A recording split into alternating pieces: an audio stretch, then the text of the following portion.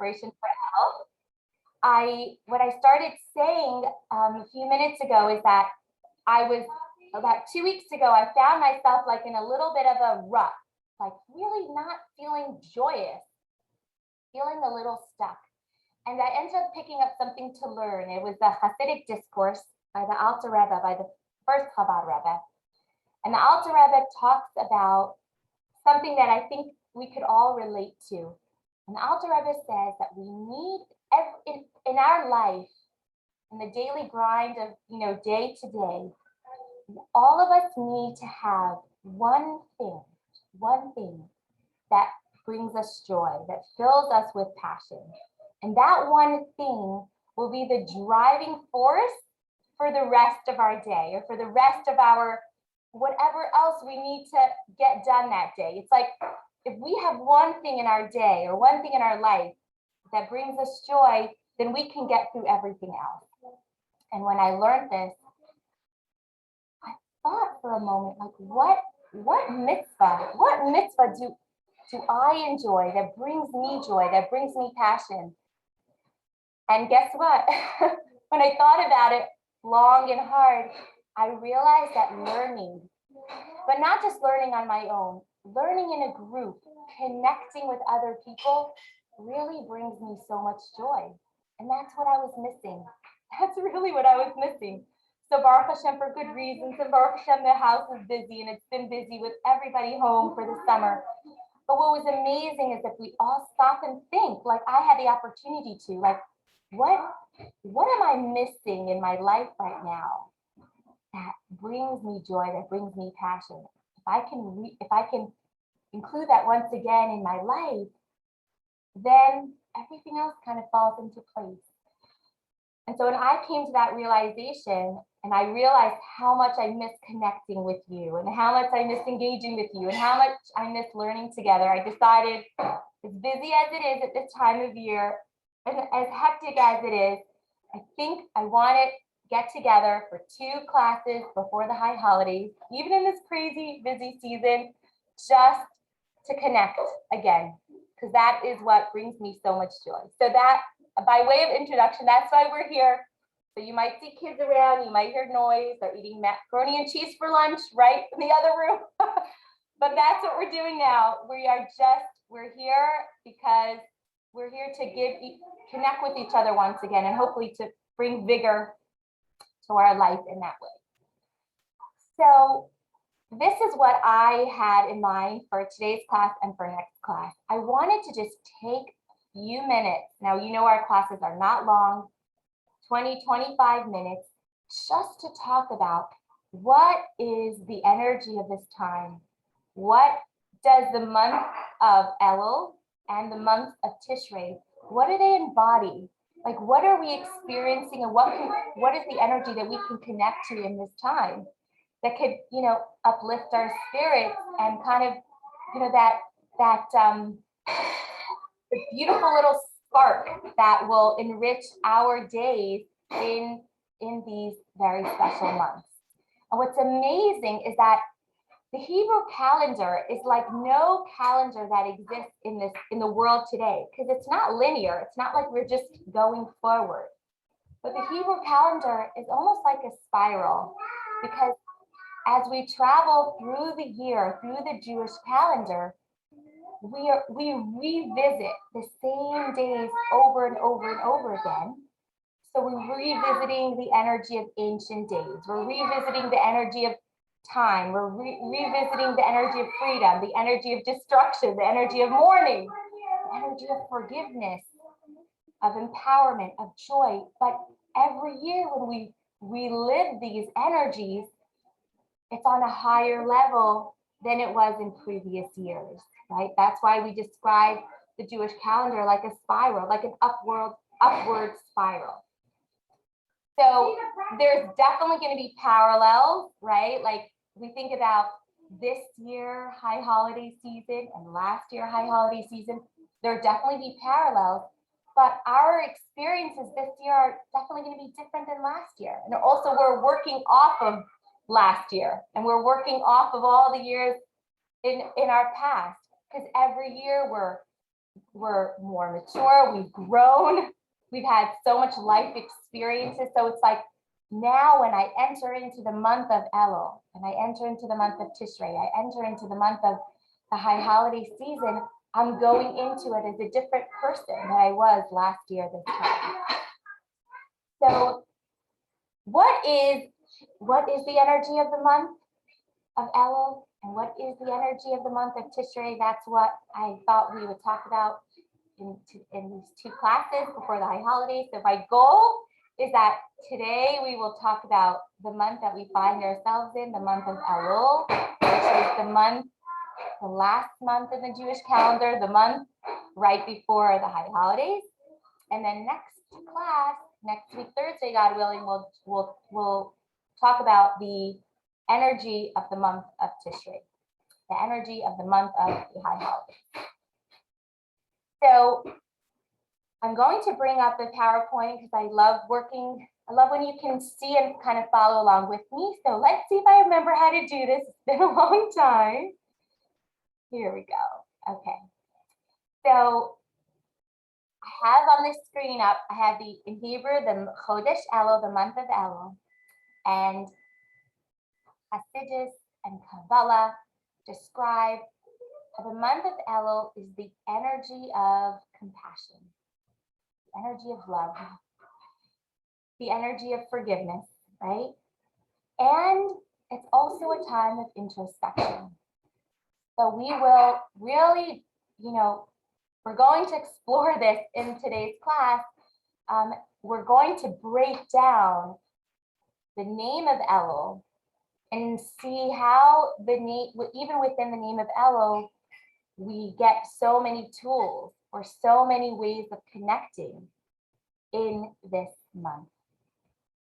The next slide is something very, very interesting. And the previous Rebbe was the Frierdiker Rebbe, the previous Rebbe of Lubavitch, wrote a memoir, and he wrote very, very beautifully. And he describes in his memoir the feeling in the air at the onset of the month of Elul in the town of Lubavitch. And I quote, and I'll read from the screen, "Though summer still lingered and the day was bright and sunny, there was a change in the air. One already smelled the Elul scent. A teshuva wind was blowing. Everyone grew more serious, more thoughtful. All awaited the call of the shofar, the first blast that would announce the opening of the gates of the month of compassion." In Yiddish, we call this the tshuva wind. It's like, even though it's still very, very much summer, at least in New York, it's hot. We're in the middle of a heat wave. It's 90 degrees. But there is already a change in the air. It's like you could already smell that Elul scent, right? That high holiday energy that's flowing, that's in our air, that's surrounding us. And what is that air? What is that energy? According to Hasidus, that energy is love, it's compassion, it's consolation. So just for a moment, I think just this alone, like if you could take a moment of your life, in your busy month, just to see how this plays out in our own personal life, remember that when we talk about energies, we talk about abstract things, but if it's an energy, that means that we can tap into it and we can utilize it and we can actualize it on it. So if there's love and compassion and empathy and forgiveness in this month, then it's actually it's a tool that we can use in our own personal life, in whatever area that is, right? Tapping into more empathy, more tolerance, right? We are still a very divided country, still very divided people with politically and on all levels. And this is a month where we can come together and show empathy towards one another, show compassion, listen to another person's view, agree that you're going to disagree, but in a compassionate way. And this energy we have in this month, which I think is very, very powerful. So even though it's interesting because we're approaching the days of Rosh Hashanah and Yom Kippur, which for many generations filled people with a lot of fear, with a lot of like awe. People were like nervous about the month of the high holidays and what that brings. Even though we may have those feelings, Elul is actually a very gentle month. It's very gentle. It's very calm. It's softened by compassion that Hashem has for us. And this is all very historical because it was in this month that Hashem showed compassion for the Jewish people when Moshe spent the whole month of Elul on this summit of Mount Sinai, trying to secure God's forgiveness for the Jewish people's sin with the golden calf. So the historically, this month, Hashem shows his divine compassion, right? The 13 attributes of mercy shine in this month. And it's appropriate, only appropriate, that being that it's the last month of the year, Elul becomes by default a time to review, a time to restock, a time to think about how the past year went for us and what changes we can make for the coming year. And that's why there are many, many customs that we perform during this month to engage our senses, to engage our emotions in this energy of compassion, in this energy of introspection, right? It's very, very, one of the traditions of this month is to hear the shofar blown every day. We read extra Tehillim, extra Psalms every day. We, in Sephardic tradition, special prayers of Slichas are said every day, right? Because even the customs and the traditions of this month are all here meant to engage every part of us in the emotion of this time. So let's begin. What I want to do for the next 15 minutes is I want to break down the name of the month. The name of the month, Elul. So I put it up on the screen, Elul, Aleph, Lamed, Vav, Lamed. In the teachings of Hasidus, and based on Kabbalah, the Hebrew letters of a word or a name give shape, give definition to the spiritual energy that shines through it. And that's why a name has a lot of power. Even your Hebrew name has a lot of power. Your Hebrew name is your life force, the life force of your neshama. So the name of this month, Elul, made up of 4 letters, also contains within it all the powers of Elul, the spiritual energy of Elul. And what I want to do today is show you how Elul is an acronym for 3 very, very well-known phrases in the Torah. And within these phrases, we will get a hint or get tools of what we can do during this month to tap into the energy of the month, to tap into compassion, introspection, and to prepare ourselves properly in the preparation of the high holidays. So number 1, can everyone see? Yeah, I think so. Okay. So the very first phrase that we find in the Torah that is an acronym for Elul. As you can see, I in red, I kind of colored the first word of the first letter of every word on this line. This is a verse that is taken from the book of Shemos, and it comes from the subject of the city of refuge. So a little context. In biblical times, the times the Jewish people lived in the land of Israel, the Sanhedrin or the rabbis established places, cities of refuge, where a person could run to if this person unintentionally killed someone else, then this unintentional killer or murderer could seek refuge in a city, and in that city they would like be safe, right? They find sanctuary in that city from the victim's family. And this is the verse, Ina liyadi v'samti lach. God caused it to happen, meaning it happened unintentionally. Let's just say, God forbid, somebody was on a ladder, fixing a roof, holding a very heavy tool, and accidentally the tool slipped from his hand, fell on somebody and killed that person, God forbid.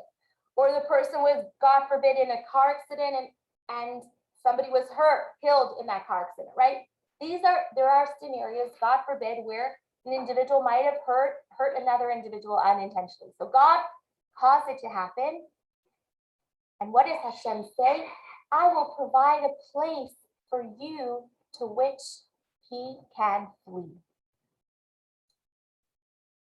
So we know, because we've learned long enough together, we know that every verse in Torah has a deeper soul-related meaning. So there are cities of refuge in space. We don't actually fulfill this mitzvah. We won't be fulfilling this mitzvah again until the times of Mashiach, until we've been reinstated in the Holy Land with Mashiach. But there's also this haven of time, this city of refuge that is established for us in the calendar. And what month in the calendar is considered a city of refuge? That is the month of Elul. And the Kabbalist, Rabbi Isaac Luria, pointed this out because the first letters of these central words in the verse spell out the word Elul. What is this month of Elul? Elul provides a haven, literally like a city of refuge. We are now in the month of Elul. We are like safe and protected in this month where nothing harmful can happen to us. Nothing can mar the essential goodness of our neshama. It's like we are in this haven, in this city of, in this very safe space. And it's in this safe space that we can really tune in and tune inwards, right? And really develop and strengthen and nurture and nourish our relationship with Hashem in this safe space, right? You may have heard this said about this month because it's a very common description. The month of Elul is described in Hasidus as the month when the king is in the field, when Hashem, who's normally like in his palace, locked up, you can only go, have an appointment with the king with the special permission granted. In this month, Hashem comes out, is out in the open, is out in the field. Everyone can communicate with him. Anyone could have a conversation with him. The energy of Hashem is compassionate and loving and forgiving and empathetic. And this is like the city of refuge that we talk about in this month. I think it's really, if we could just internalize on that alone, that's so powerful. It gives us so much hope, so much strength as we go into a brand new year. I also want to bring out, because this is also very, very fundamental, is that the Torah, the words of Torah, like it says in the Talmud, the words of Torah provide refuge. So when we talk about a city of refuge, you might experience that when you study Torah, or like what we're doing now, engaging in learning, it's also like a refuge, it's like a safe haven from whatever else may be going on around us. Now we're in like this safe space. And it's good to know that Torah provides that for us. Like whenever we need an escape from whatever stress is going on around us, we enter into the walls of Torah and we get a boost and we get a feeling of safety. So that's the very first acronym or connection with Elul. Number two, I'll put it up on the screen. This is, I think, most common. This beautiful verse comes from Shir HaShirim, the Song of Songs, and the phrase goes, Ani ledodi v'dodi li. I am for my beloved, and my beloved is for me. Elul is a month of love, right? Elul is a month we find our way back to Hashem, and we're looking to repair, that relationship again. And any, think about a marriage or think about any relationship, parent and child, friends. Sometimes a relationship needs nurturing. And this is the month to nurture relationships. And this is the month of love. And Elul defines our relationship with Hashem as reciprocal. It's a loving relationship. Ani ledodi, I am to my beloved, v'dodi li, and my beloved is to me. So it's a reciprocal relationship. We feel God's love for us as he responds to our initiative. And the Talmud says that during this month of Elul, take the time to connect and communicate to Hashem through prayer. Prayer is another way, is another tool we use to nurture that relationship. And it's time to think about like what prayer means for us. Does it mean we need to open up the siddur and read 45 pages every day? That doesn't always work for everyone, but we can always, prayer is a communication tool. It's just saying a few words to Hashem in the morning, or it's saying the Moda'ani, or it's knowing that Hashem's right there listening, and he's ready to respond, and he wants to reciprocate in this loving relationship. And so another very powerful tool, besides for Torah in this month of Elul, is prayer. And that's a tool that we can harness in this month of Elul. And last but not least is the tool or the mitzvah of acts of kindness, of chesed. And there's a beautiful, beautiful verse that we read in the Megillah, in the book of Esther. Put it up on the screen. Ish le're'ehu matanis la'avyanim, which describes the mitzvah of sending gifts of food to your friends, right? The mitzvah of shalach manot, each man to his fellow, and gifts to the poor. And this phrase also spells out the word Elul. Because Elul, in the nature of Elul, if the energy of Elul is all about compassion and all about love, then what's a greater show of love than acts of kindness and acts of charity? And that's why in this month, it's actually a custom to give extra charity.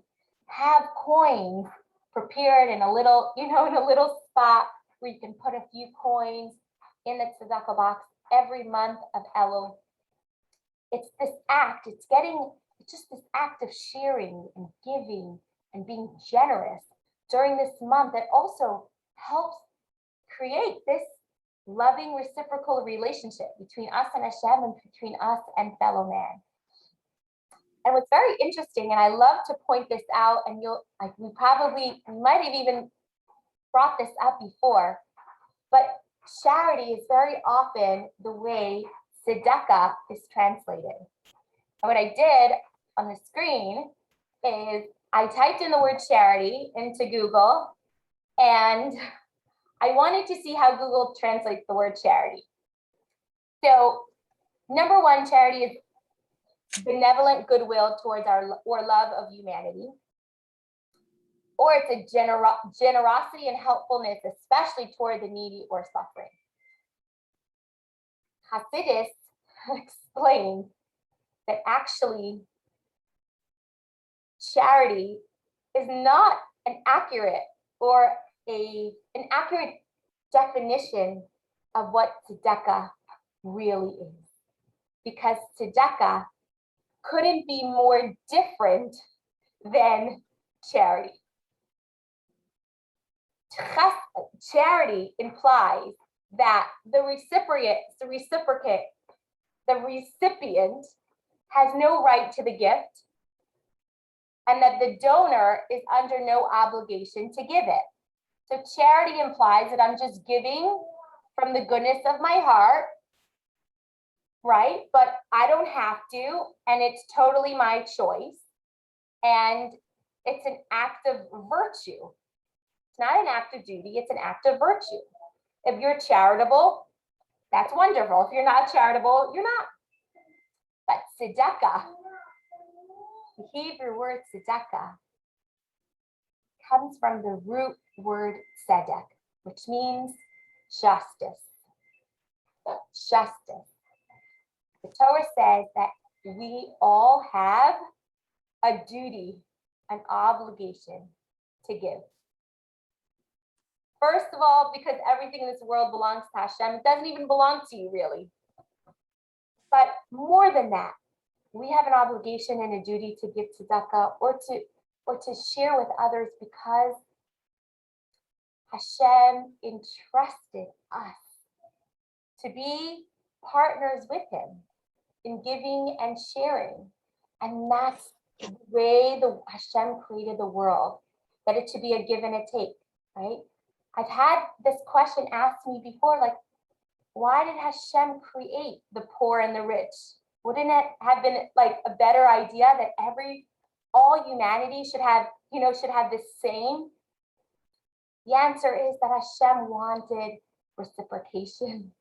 Hashem wanted that there should be the haves and the have-nots, because Hashem wanted to condition us to give. And that when we give, it shouldn't feel like a virtue, shouldn't feel like, oh, I am such a good person, I'm so generous, I'm so benevolent because I'm giving. Rather, to come from a sense of duty. So with these, just to sum up the three tools that we spoke about, the Torah study, right? And Elul being a refuge in time. Elul being a time where we're in a loving relationship with Hashem, and to nurture that relationship with prayer. And Elul being a time to increase our acts of kindness and our acts of tzedakah. And in this way, in the most beautiful and appropriate way, we will prepare ourselves for the high holiday season. I just want to end with a very short story, because I think this story is so powerful. A teenage boy once visited the Rebbe, the Lubavitcher Rebbe, and he expressed to the Rebbe that his life was so difficult, that his life is full of struggle, and his life was so full of disappointment. And he told the Rebbe, like, why can't my life be just simple and easy? So the Rebbe replied to this young teenage boy, because human beings are not angels. Angels are impeccable. Angels are flawless. Human beings are fragmented, right? We can experience so many different emotions at a time. We're multidimensional.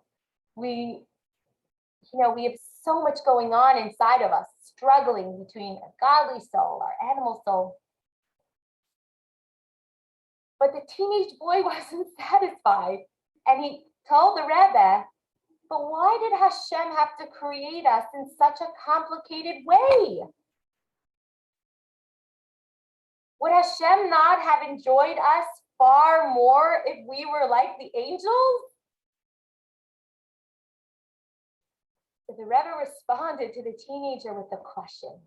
And the Rebbe asked this boy, did you ever consider the difference between a photograph and a painting? And the Rebbe explained. And the Rebbe said, a photograph, right, captures a scene much more accurately than a painting.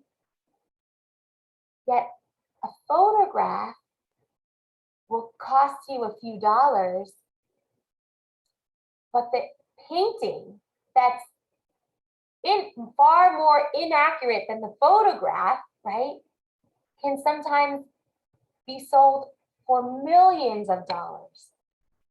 Why? Because most photographs are inanimate items. Photos lack the input of a human soul. A painting, on the other hand, contains the richness of humanity, the depth of a human emotion, human creativity, right? And that's what gives a painting its tremendous value. The Rebbe then concluded, angels are photographs, human beings are pieces of art. I thought this was a beautiful story just to, to take in as we get into the high holiday season. We can remind ourselves that Hashem made us perfect the way we are. And it's our human doubt and it's our struggle and it's our guilt that makes us beautiful, that makes us beautiful pieces of art. So now is not a time to to be hard on yourself or to feel guilty about something you didn't do well enough or something you could have done better. Remember that you're beautiful. Hashem's not looking for us to change, but we're just looking to nurture our relationship with Hashem, make that relationship a little deeper, and to see where we can be more godly in our life. And I think with the tools that Elul gives us and the energy of Elul, we have a lot at our disposal. So thank you all. Thanks for coming.